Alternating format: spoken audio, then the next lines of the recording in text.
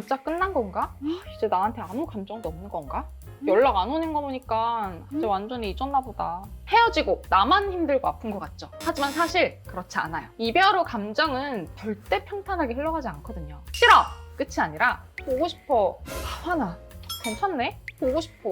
이렇게 끝없이 오르락내리락 반복하거든요. 지금 아무 연락 없는 그 사람도 어느 날 갑자기 날 그리워하고 후회할 수 있다는 거죠. 오늘 영상에서는 이별 후 감정이 어떻게 흘러가는지, 왜 시간이 흐를수록 재해 가능성이 높아지는지, 그리고 그 감정 흐름을 어떻게 이용해야 재해까지 성공할 수 있는지 알려드릴 거예요. 지금 당장 눈앞에 보이는 그 사람의 말, 행동, 태도에 절대 속지 마세요. 후폭풍이 이미 벌써 왔을 수도 있어요. 영상 꼭 끝까지 보세요.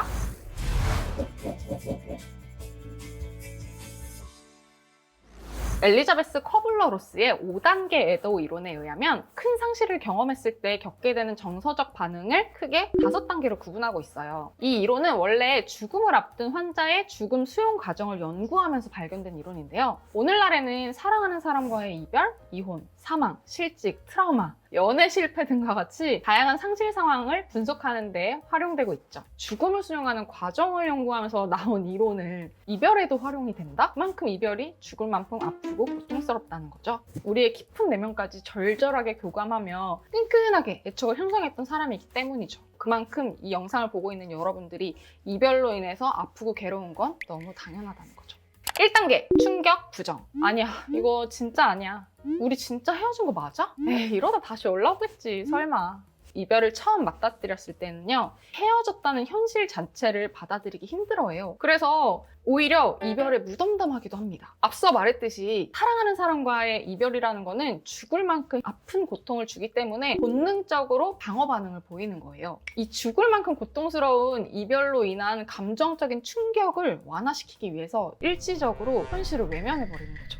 이별 자체를 믿지 않는 거예요. 뇌가 이별이라는 상황 자체를 생존이 위협당하는 것처럼 비상사태로 해석하기 때문이거든요. 그래서 실제로도 죽음의 위협 앞에서 대처할 수 있게 하는 아드레날린, 스트레스 반응에 분비되는 코르티졸 호르몬이 급증을 해요. 그래서 우리가 이별 통보를 받으면 갑자기 심장이 막 빨리 뛰고 머리가 하얘지는 거예요. 머릿속에서도 지진이 나거든요. 뇌 한편인 편두체에서는 충격적인 감정 정보를 받아들이지 않으려고 하고, 뇌 한쪽인 전두엽에서는 에이 그럴 리 없어 하면서 합리화하면서 현실을 부정하거든요. 결국은 나 자신을 보호하기 위해서 나도 모르게 무의식적으로 이루어지는 방어 기제예요. 그래서 헤어진 직후에는 오히려 아무렇지 않다고 느끼기도 하거든요. 시원하다, 잘 됐다, 생각보다 괜찮네? 이런 생각을 하기도 하는 거예요. 그런데 막상 시간이 조금 흐르거나 며칠 지나면 사랑하는 사람을 잃은 현실과 마주하면서 급격히 힘들어지죠. 이별을 통보한 사람도 마찬가지예요.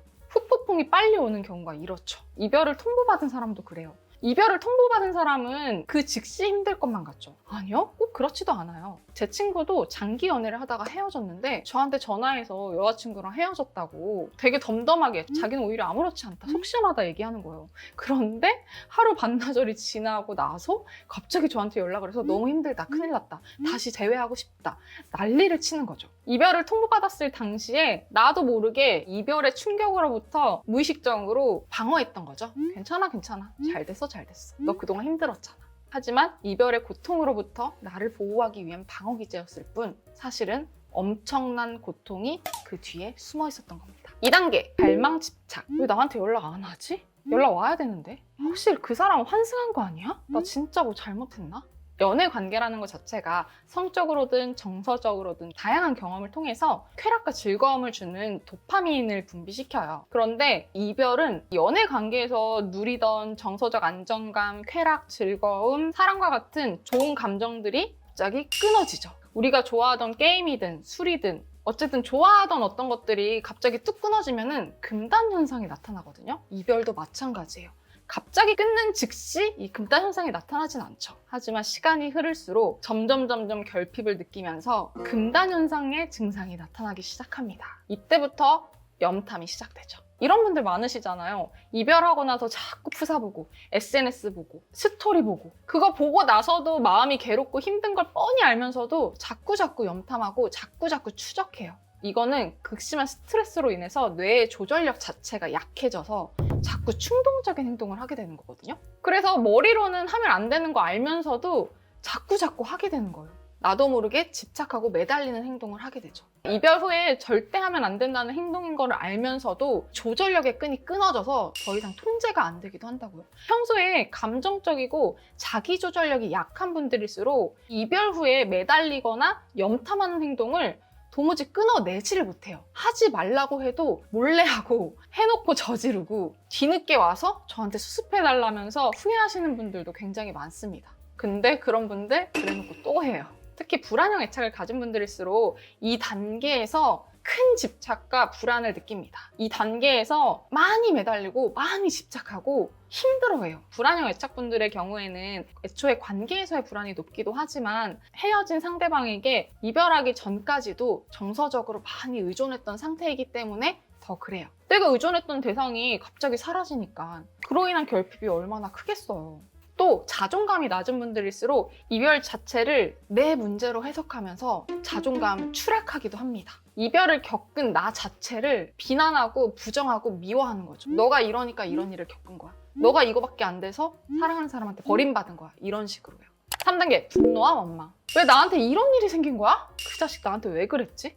왜 난 사랑만 하면 이 모양이냐? 이별을 한 상황, 사랑했던 사람에 대한 상실에 대한 고통이 분노와 원망으로 바뀝니다. 분노와 원망이 나 자신을 향하기도 하고요. 헤어진 상대방을 향하기도 하고요. 심지어는 나를 둘러싼 상황, 내가 상황이 이래서, 내 직장 때문에, 내가 두 발 딛고 살고 있는 이 세상 자체를 미워하고 욕하기도 하죠. 이런 아픈 세상에 태어난 거. 이렇게 사랑이 이루어지지도 않는 삶을 살고 있는 거. 그냥 내 주변의 모든 것들을 다 부정하고 원망하고 미워하고 싫어합니다. 내가 겪은 이 이별의 고통이 너무 크고 극심하니까 그게 막 마음에서 터져 나오는 거예요. 그래서 이 이별의 고통을 충분히 아파하고 건강하게 해소하지 않으면 이 분노가 내 주변에 엄한 사람을 잡거나 헤어진 그 상대방한테 쓸데없는 복수를 해서 관계를 더 망치기도 해요. 예를 들면 그런 경우 있죠. 헤어지고 나서 상대방에게 새로운 연인이 생겼는데 SNS 알아내가지고 DM으로 연락해서 헤어진 연인 뒷담을 하는 사람들도 있어. 이런 사람이니까 조심해라. 너도 그런 일 겪을 수 있다. 이런 식으로요. 여러분들이 상대방을 진심으로 사랑했다면 보내줄 줄도 알아야 됩니다. 재회를 생각하고 있다면 더더욱 그런 행동을 하시면 안 되죠. 그렇게 상대방 수치스럽게 해놓고 어떤 염치로 그 사람한테 다시 만나자고 떳떳하게 말할 수 있어요? 상대방을 미워하지 못하고 마음이 선하고 약하신 분들은 그 분노가 타인과 세상으로 가기보다는 자기 자신에게 쏠리기도 해요. 그러다 보니 나를 무너뜨리는 행동들을 하기도 하죠. 뭐 자해를 한다든지 술을 왕창 마신다든지 밥을 굶는다든지 이런 행동으로요. 그래서 이럴 때일수록 더더욱 내 마음을 잘 돌보고 이런 감정을 잘 다루고 컨트롤할 수 있는 나만의 방법 같은 것들을 갖추고 있어야 돼요. 그런데 사실 우리가 헤어질 걸 알고 헤어지는 경우가 얼마나 되겠어요? 예상치도 못하게 다가온 이별일수록 이런 고통스러운 감정을 감당하고 해결하기 쉽지 않죠. 이 모든 것들은 사랑하는 사람에 대한 상실로 인한 죽을 만큼 아픈 고통으로 인해서 뇌가 이성과 감정 조절에 실패를 했기 때문인데요. 그래서 분노와 짜증, 공격성이 증가하게 되는 겁니다. 많이들 그래요. 헤어지고 나서 처음에는 슬퍼하고 아파하고 매달리다가 더 이상 내 방법이 통하지 않으면 공격적으로 변해서 오히려 상대방에게 더 큰 상처를 주시는 분들 꽤 있으시거든요. 어떤 분들의 경우에는 저한테 와서 그 분노와 짜증과 공격성을 표출하시는 분들도 있어요. 무섭습니다.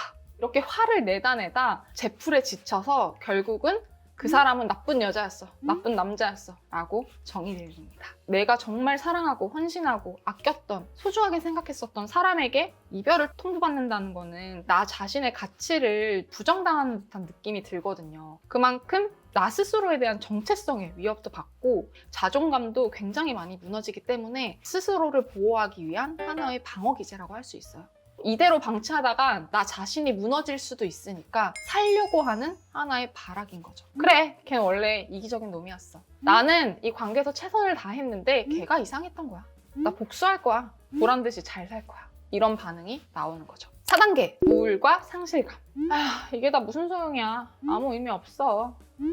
이제 진짜 끝이구나. 이제는 이별을 받아들이고 현실을 인식하고 깊은 슬픔과 무기력을 경험합니다. 이때부터는 세로토닌이나 도파민과 같은 감정 조절 호르몬 자체가 잘 분비가 안 돼요. 극심한 외로움이나 불면증이나 식욕 배가 고픈데도 밥을 못 먹는 것과 같은 우울 증상을 보이죠. 그때부터는 너무 우울하고 정서적으로도 신체적으로도 너무 많이 지쳐서 화를 낼 힘도 없습니다. 체념한 듯이 그냥 나라는 사람 자체를 비난하거나 삶 전체에 대한 회의감을 느끼기도 해요.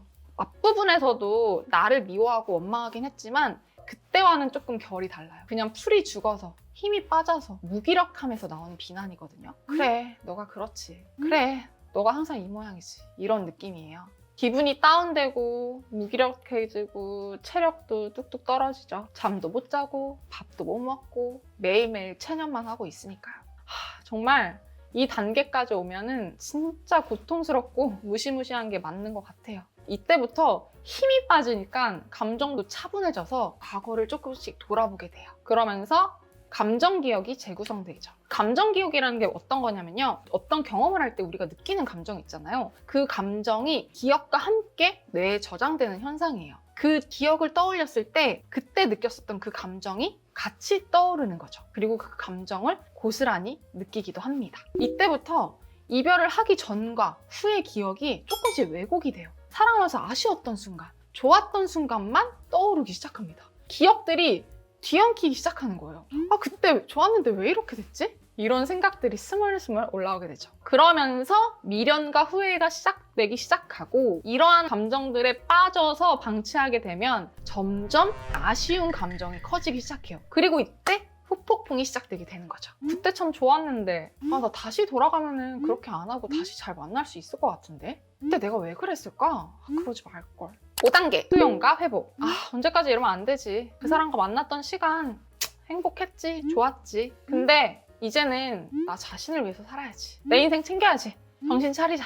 드디어 이별과 사랑하는 사람의 상실을 받아들이고 감정을 정리하는 단계입니다. 미련은 어느 정도 남아있어요. 하지만 더 이상은 이런 감정에 휘둘리지 않고 극복하면서 살아갈 힘이 생깁니다. 그리고 바로 이때부터 이별의 고통으로부터의 성장과 회복이 시작됩니다. 우리가 사랑하는 사람과 이별을 하고 나면 우리가 왜 이별을 했고 내가 그때 어떤 점이 부족했고 내가 앞으로 어떻게 해야 좀 더 건강하고 성숙하게 사랑할 수 있을지를 돌아보고 깨닫고 성찰하게 되잖아요. 바로 이때쯤부터 그런 것들이 가능해져요. 이성적인 판단도 가능해지고요. 아까 막 염탐하고 매달리고 화내고 나를 괴롭히던 다양한 감정과 충동에서 벗어나서 드디어 나 스스로를 조절할 수 있는 능력이 회복되죠. 그리고 나 스스로를 컨트롤해 나가는 이 새로운 패턴에 조금씩 뇌가 적응하기 시작합니다. 감정도 다시 건강하게 회복되죠. 제가 심리상담가로 일하면서 왜 굳이 연애와 재해라는 주제를 중점적으로 다루면서 이 일을 하냐? 사람들은 삶을 살아가면서 아주 많은 고통과 아주 많은 시련을 겪어요.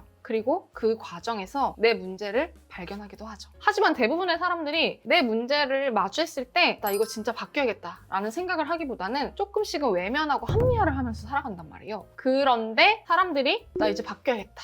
나 이렇게 살면 안 되겠다 라고 후회하면서 절실하게 깨닫는 순간 중에 하나가 사랑하는 사람을 잃었을 때라고 생각합니다. 왜? 그만큼 아프고 고통스러우니까요. 그래서 저는 이 시기가 굉장히 중요하다고 생각해요. 이 시기를 어떻게 보내느냐에 따라서 그동안 내가 외면하고 회피했었던 나의 문제나 성격적인 특성 같은 것들을 확 바꿔서 훨씬 더 성장할 수 있다고 생각하거든요. 그래서 제가 이 시기를 중점적으로 도와드리는 일을 하고 있는 거예요. 여러분들이 이 이별이라는 시기에 그 상처로 인해 자멸하는 게 아니라 더 성숙한 사람으로 성장하길 바라는 마음에서요. 이 귀한 시기를 외면하고 회피하고 누군가를 미워하면서 의미 없게 보내지 마세요. 5단계 시기에서부터는 앞으로 어떻게 달라져야 될까? 앞으로 난 어떤 사람을 만나야 될까? 이런 이별을 반복하지 않으려면 어떻게 해야 되지? 이런 생각과 빈도가 커지는 시기거든요. 이 시기를 정말 잘 활용해야 됩니다. 그래야 여러분들이 반평생을 함께 살아갈 배우자와 행복하고 건강한 관계를 만들어 나갈 수 있고요. 죽을 때까지 반복하게 될 사랑을 가치 있게 만들 수 있어요. 이러한 과정을 통해서 상대방을 원망만 하던 그 감정에서 벗어나서 상대방을 진심으로 용서하고 이해하게 됩니다. 누군가를 미워하는 감정이 내 안에 있으면 나도 행복할 수 없어요. 상대방을 진심으로 용서하는 과정을 통해서 상대방을 마음에서 흘려보내고 나 또한 감정적으로 흔들리는 빈도가 줄어들고 감정적으로 안정을 되찾을 수 있게 되는 거죠. 그래, 그때 걔도 그럴 수밖에 없었겠지. 그 사람을 다시 만나고 싶긴 한데 이제는 나 스스로를 돌보는 게 더 중요해. 내 문제부터 해결해보자. 이제 더 이상 그 사람 소식에 흔들리지 않아. 그 사람이 행복했으면 좋겠어.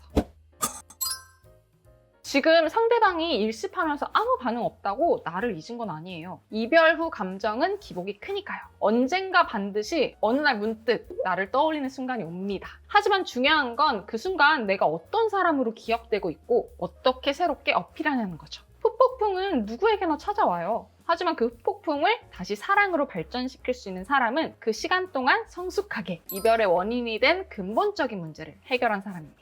공백기를 단순한 기다림이 아니라 성장의 시간으로 활용해야 재해에 성공할 수 있어요. 단호하게 이별 통보한 상대방과 재회하는 방법에 대해서 알고 싶다면 위 영상을 참고해보세요. 이상 러브커넥트 유지연이었습니다.